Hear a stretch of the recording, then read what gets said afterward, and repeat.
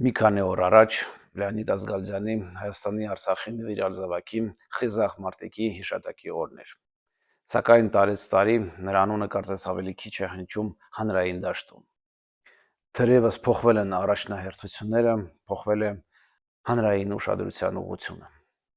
Ինչպես նշում է Գագիկ Գինոսյանը, Լեոնիդ Ազգալյանի ղեկավարությամբ ազատագրվել է Արցախի 27 բնակավայր։ Արցախի ազատամարտի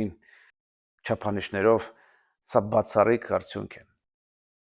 Եվ նման մարդու ներդրումը չգնահատել ամենաբարձր պետական մակարդակով նշանակում է անտեսել ոչ միայն պատմական իրականությունը, նաև Հայաստանի ապագայի համար նրա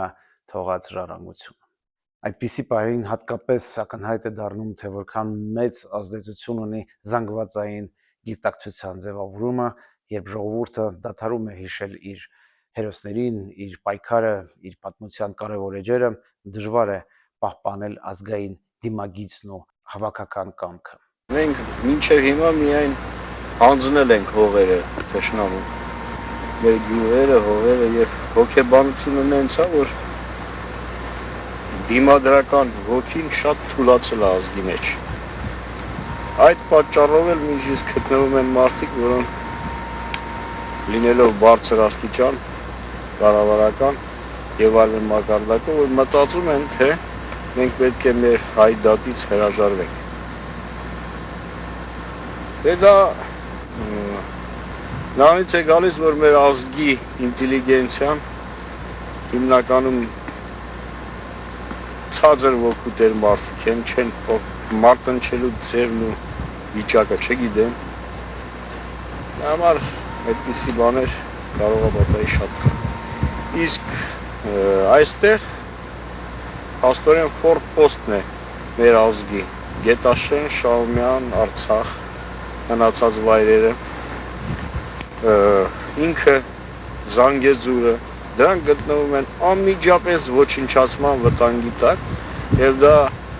դատարկ խոսքեր չեն, դա իրոք այդպես է։ Այս ընթացքում կատարվեց սելեկցիա, ընտրում, մնացին նրանք, ովքեր իրոք վեր են կացել իրենց հողը պաշտպանելու, իրոք հասկանում են, որ չի կարելի հանձնել ոչ մի կտոր հող, իրոք, որ սա Հայաստան է, ինչ ասեն կենտրոնական կամ ոչ կենտրոնական կամ միջազգային կամ ազգային գործիչները, սա Հայաստան է եւ վերջ։ Ոչ ոք չի կարող ասել, որ սա Հայաստան չէ։ Ոչ ոք իրավունք չունի սա վաճառքի դնել, փոխանակման դնել, հանձման դնել։ Այստեղ է, որ բարդ հարցի պարզ պատասխանը ուրվագծվում է։ Ազգերն ու էթնոսները հաճախ անհետանում են արտաքին ճնշումի պատճառով եւ նաեւ այն ժամանակ, երբ մարում է պատմական հիշողությունը, երբ մոռանում են նրանց արժեքները ու հերոսները, ովքեր կերտել են այդ ժողովրդի արժանապատիվ գոյությունը։ Լեոնիդ Ազգալյանը Արցախի ազատամարտի գաղափարական առաջնորդներից էր։ Ֆիզիկոս գիտնական լինելով նա դեռ շարժման առաջին տարիներից հասկացավ, որ Արցախի հայությունը կանգնած է